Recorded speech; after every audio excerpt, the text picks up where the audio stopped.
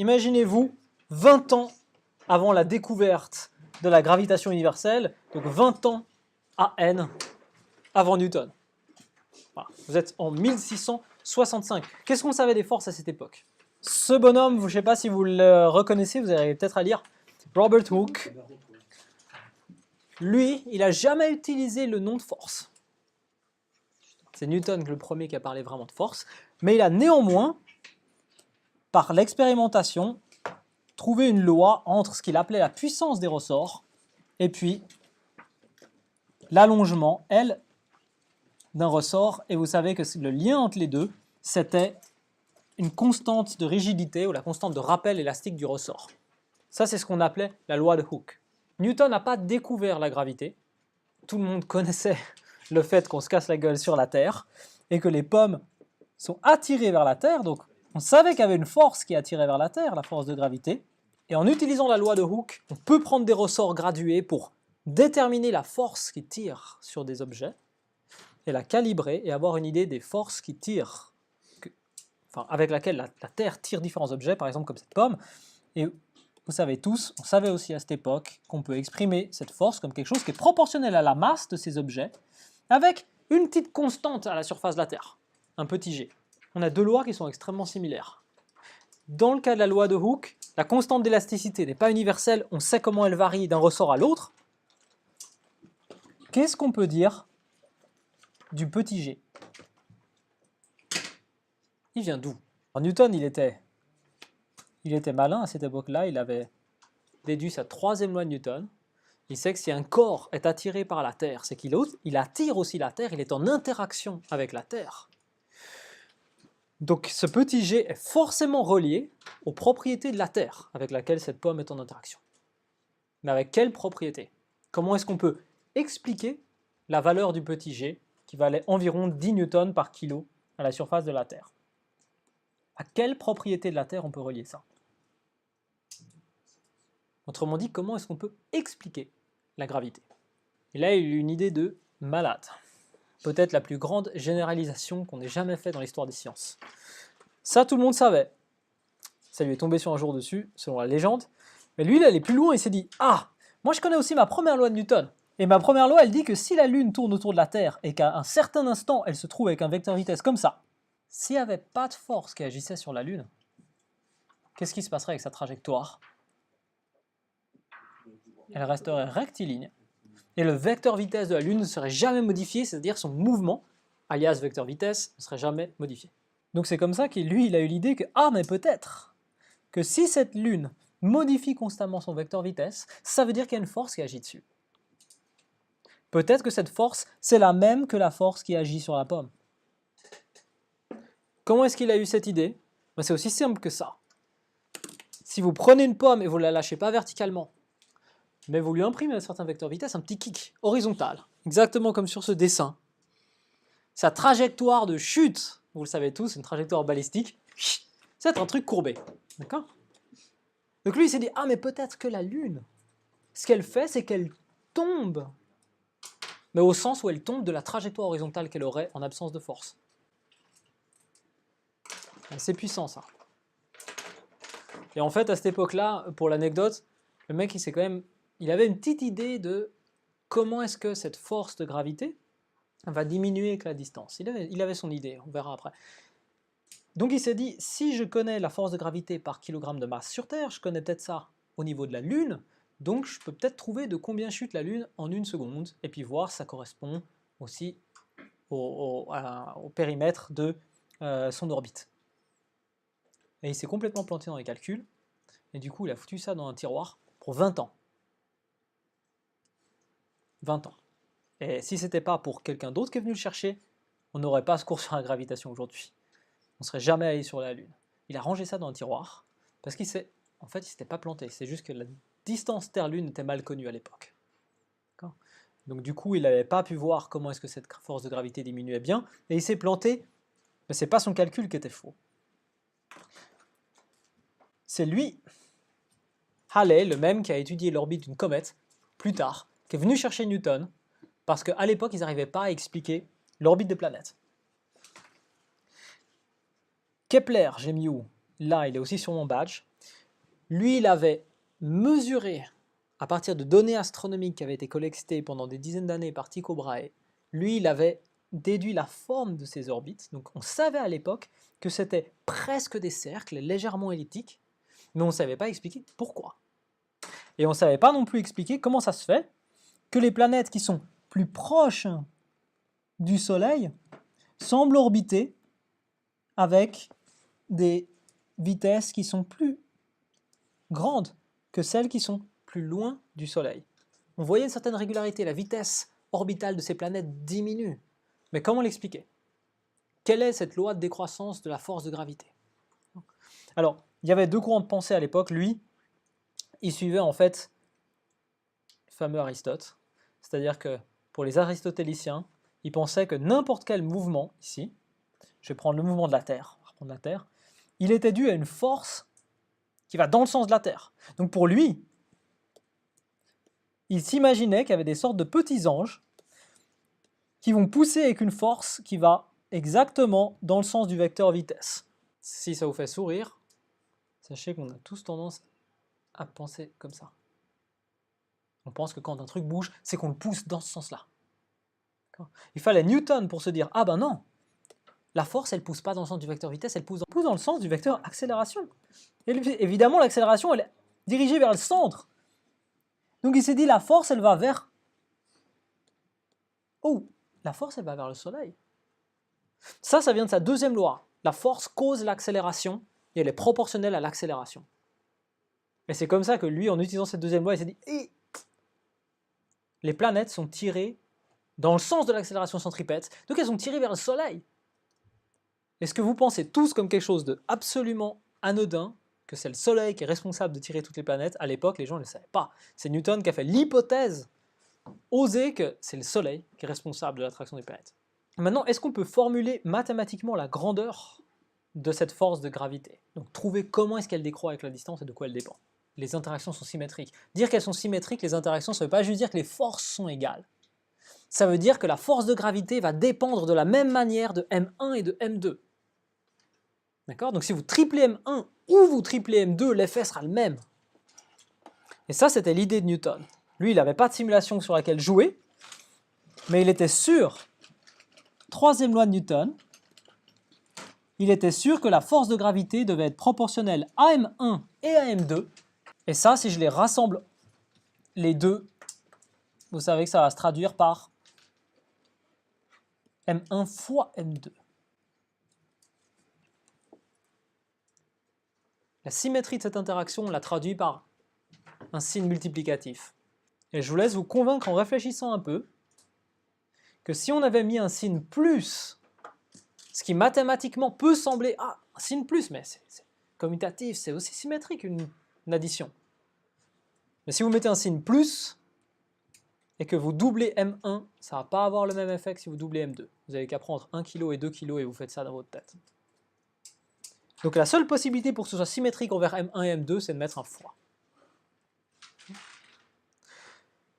Maintenant, je vais vous montrer que la force de gravité, elle découle d'une part de cette symétrie et d'une part d'une autre symétrie. On va avoir deux symétries qui vont rentrer dans la loi de gravitation universelle. Prochaine symétrie, c'est celle-ci. Quand vous calculez l'accélération centripète des planètes. C'est un truc qu'on a pu faire simplement, vous prenez les distances des planètes au Soleil, vous savez le temps qu'elles mettent à faire un tour complet autour du Soleil, donc vous pouvez calculer l'accélération centripète de chacune des planètes. Je vous ai mis ici jusqu'à Saturne, donc on ne sait pas plus loin à l'époque de Newton, et puis vous avez ici la distance. L'accélération centripète en fonction de la distance. Newton, il a pu regarder ça aussi. Il avait les données de Kepler, il a pu faire le même type de graphique. La tendance ici, je laisse deviner quel type de tendance on a. Si on fait le graphique de l'accélération centripète en fonction de, c'est sur cet axe ici, j'ai mis 1 sur r carré. Et on voit que c'est absolument proportionnel. L'accélération centripète, directement proportionnelle à 1 sur la distance au carré. Deuxième loi, si on a l'accélération, on sait que la force de gravité, elle doit être proportionnelle à l'accélération aussi. Donc si je sais comment l'accélération des planètes décroît avec la distance, je sais aussi comment est-ce que la force de gravité va décroître avec la distance, parce que ça va être aussi proportionnel. Deuxième loi. Donc Newton, en étudiant le mouvement des planètes, il s'est dit la force doit décroître avec le carré de la distance. C'est pour ça qu'elle cause une accélération qui décroît avec le carré de la distance. Ça, c'est la deuxième loi. Alors je vous ai dit que ça repose sur un autre principe de symétrie. J'adore penser en termes de symétrie pour cette loi fondamentale. Pourquoi avec le carré de la distance? Si on se pose cette question, pourquoi est-ce qu'il y a une telle régularité?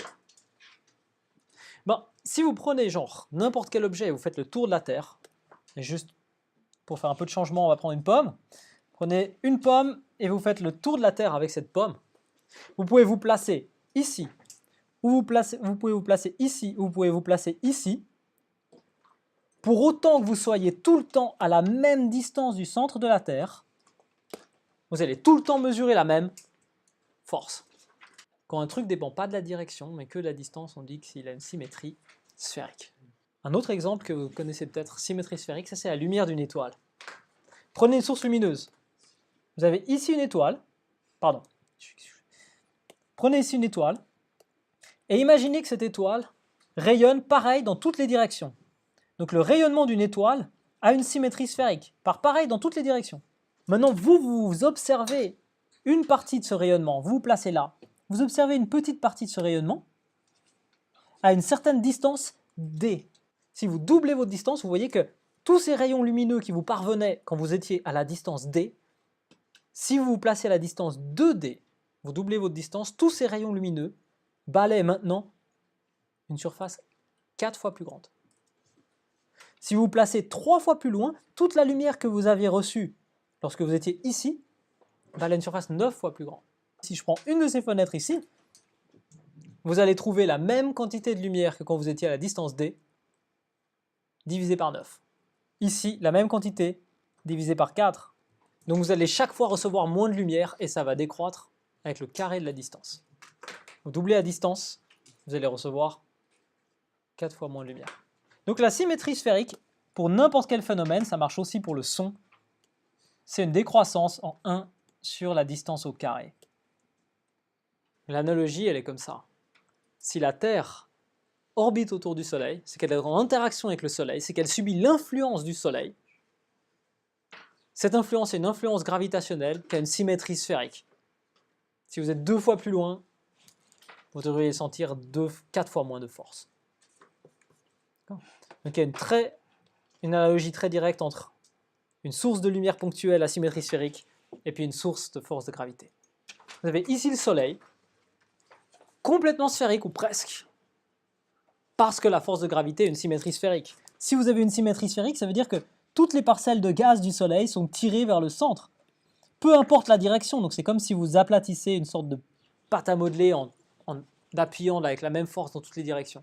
Puisqu'on a une symétrie sphérique, on va compter toutes les distances en gravitation centre à centre. Genre ça. Ça, c'est la distance entre le Petit Prince et le centre de sa planète. La distance, on a notre R pour distance radiale. C'est pour rappeler que la force de gravité est une symétrie sphérique. Donc elle décroît en 1 sur R carré, peu importe le rayon. Ça ne veut pas forcément dire que les orbites sont circulaires. Okay. Donc le R, la distance peut varier dans différents points d'une orbite, mais en général on note la distance R, distance radiale. La symétrie des interactions, la troisième loi de Newton, elle nous disait que la grandeur de la force gravitationnelle, elle était proportionnelle à chacune des masses, donc au produit des deux masses. Et puis la symétrie sphérique qui nous dit que cette force gravitationnelle, elle va décroître comme l'influence d'une source ponctuelle lumineuse, c'est-à-dire en 1 sur R carré. Il suffit de combiner ces deux choses et puis d'essayer de formuler ça sous la forme d'une égalité. Donc on va mettre une égalité, on va avoir le produit des masses ici, c'est non négociable. On va avoir la distance au carré au dénominateur. Oui, hop, un R carré. Puis on est obligé, si on veut mettre une égalité et pas des signes proportionnels, d'introduire une constante. Exactement. On l'appelle grand G, cette constante. pas qu'on confonde avec le petit g, c'est qu'avec cette loi de gravitation universelle, maintenant on a trouvé d'où vient le petit g. La question de tout départ.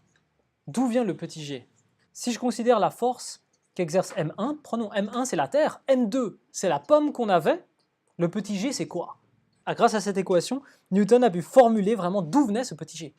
Alors souvent, on écrit aussi cette loi en mettant un grand M et un petit m s'il est clair qu'il y a une grande différence de masse. Par exemple, au TP de ce matin, où on considérait un trou noir et puis une étoile autour de ce trou noir, dans ce cas-là, vous allez mettre un grand M et un petit m. On fait souvent ça. Dans les cas où il n'y a pas vraiment de différence de masse, M1, M2, c'est la même chose. Et à ce moment-là, ça, ce serait notre petit g. Ben, figurez-vous, Newton ne connaissait pas le grand G. C'est-à-dire que Newton, il savait qu'il y avait une constante qui allait rentrer dans ce bazar, mais il ne la connaissait pas.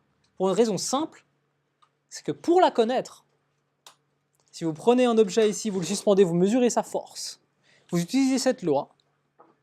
Si vous connaissiez la masse de la Terre, grand M, vous connaissez petit m, l'objet qui est suspendu, la pomme, vous mesurez la force, vous pourriez trouver grand G. Sauf que la masse de la Terre, on ne la connaissait pas. Personne n'avait jamais pesé à Terre. Sans la masse de la Terre, on ne pouvait pas trouver grand G. Donc il a fallu attendre en fait, plus que 100 ans après.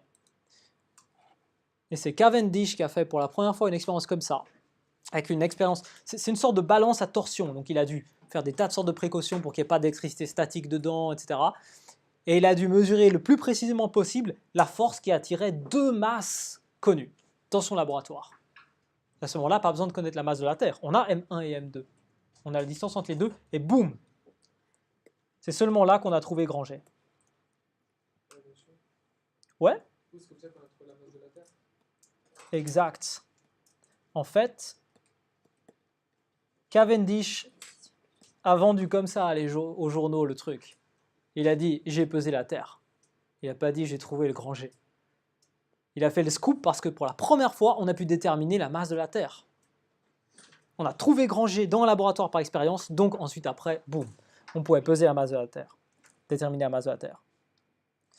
Alors, je vous laisserai bien sûr par vous-même trouver quelles sont les unités de ce grand G, c'est un petit exercice d'unité, pas de souci.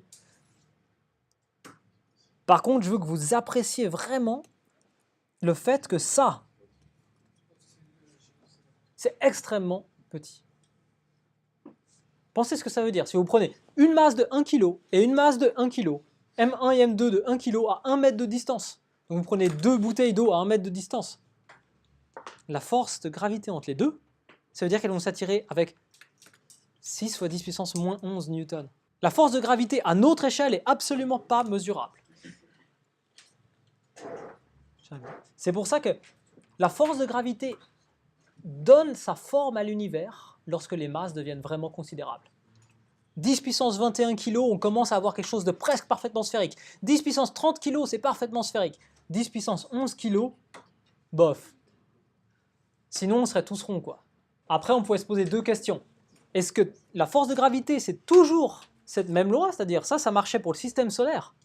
Est-ce que si on regarde la force de gravité ailleurs, on va trouver aussi une décroissance en 1 sur r carré? Est-ce que la constante grand G, c'est partout pareil? Eh bien, si vous prenez la loi de gravitation universelle et la deuxième loi, chose que vous avez fait ce matin, ceux qui étaient en TP, vous pouvez prédire l'orbite que vont suivre certains corps. Donc à partir de là, on a commencé à tester cette loi.